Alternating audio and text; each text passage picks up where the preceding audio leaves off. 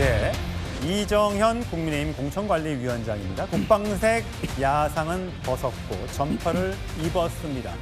요즘에 계속해서 SNS에 글을 올리고 있는데 오늘도 어김없이 글을 올렸습니다. 한국 시리즈 방식, 야구 한국 시리즈 방식의 경선을 열겠다. 또 복면 가왕 방식의 경선을 치르겠다라고 이야기를 했었죠. 먼저 며칠 전 발언부터 들어보시죠.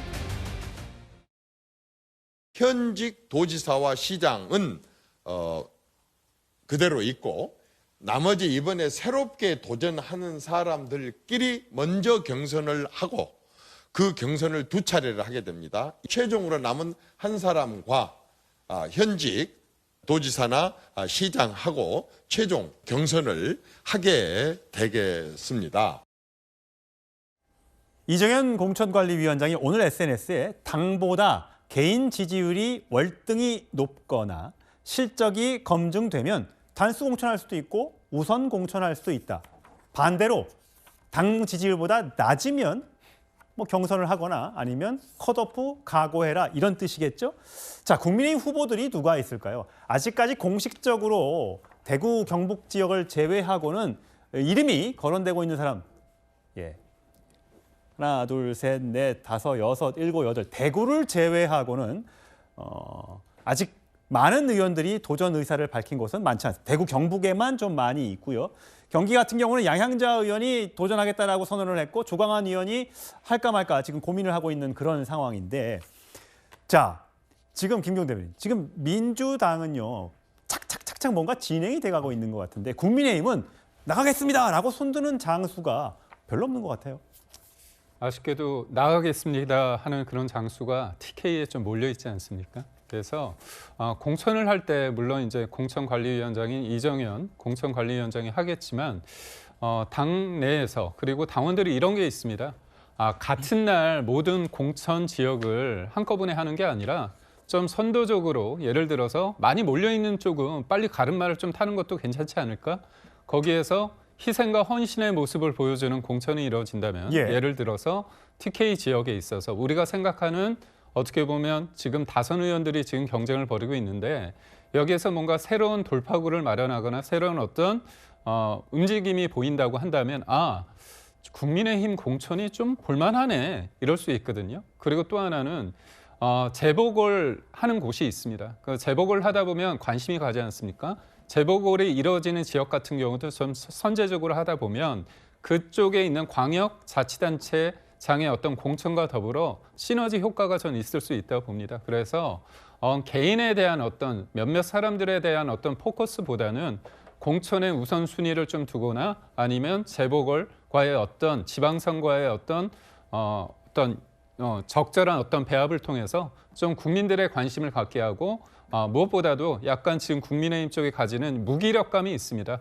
바뀌어야 되고 이길 수 있다는 그런 절실함을 보여줘서 무기력을 좀 돌파하는 어떤 전략이 필요하지 않을까 싶습니다. 조현삼 부원장, 지금 민주당은요 벌써 세 번째 단수 공천자가 나왔습니다. 우상호 강원지사 후보, 박찬대 인천시장 후보, 김경수 경남지사 후보까지 벌써 3명이나 확정이 됐습니다. 벌써 이렇게 파란 점퍼 입고 지역구를 누비고 있는 거죠. 자, 사실 민주당이 또 대통령의 지지율이 높기 때문에 나가겠다는 후보가 많은데 이렇게 단수 공천하는 이유가 뭡니까? 경선을 치러서 이렇게 붐업을 시킬 수도 있는데 이렇게 딱 정해주는 이유가 있습니까? 일단 해당 지역과 관련해서는 일명 윤석열 퀴즈로 불리는 현역 국민의힘 지사와 시장들이 있는 지역이기도 하죠. 조속히 후보를 확정해서 어떻게 보면 선거를 진행해야 될 그런 시간적인 필요성도 있을 수가 있습니다. 그리고 지금 단수 공천에 대한 3명의 후보 모두 이재명 대통령과 이재명 정부에 대한 이해도가 굉장히 높은 후보들이라고 할 수가 있고요. 그렇다고 한다면 중앙 정치를 지역 정치와 연결시킬 수 있는 그런 중요한 역할도 할 수가 있는 그런 후보들이기도 합니다. 도민과 시민들로부터 충분히 납득할 수 있는 그런 후보들이라고도 할 수가 있는 것이고요. 뿐만 아니라 해당 지역에 있는 어떻게 보면 잠재적인 경쟁자였던 여러 후보들이 이번에 단수 공천된 후보들을 지지하는 형식으로 모든 후보를 포기한 그런 선례도 있습니다. 여러 가지 상황을 살펴보게 되면 이 3명의 후보의 경우에는 민주당이 조속히 후보로 확정해서 선거를 치를 필요성을 느끼고 있는 것이 아닌가라는 생각이 드는 것이고요. 다른 지역과의 경우는 지금 현재 여러 후보들이 나오고 있습니다. 그렇기 때문에 이런 여러 후보들의 경우에는 앞서 말씀하신 것처럼 예비 경선과 본 경선을 통해서 여러 가지 흥행적인 요소를 함께 도입을 해서 최종적인 후보를 마무리 짓지 않을까 싶습니다.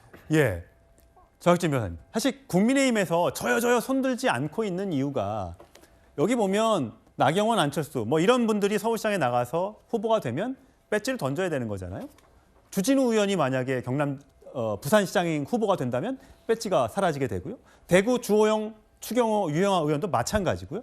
그러다 보면 이러다가 107석밖에 없는 국민의힘에서 개헌 저지선이 무너지는 것 아니야? 라는 이야기도 나오고 있고 본인들도 괜히 나갔다 떨어지면 나만 또 야인되는 건데 이걸 걱정한다는 사람들도 있더라고요.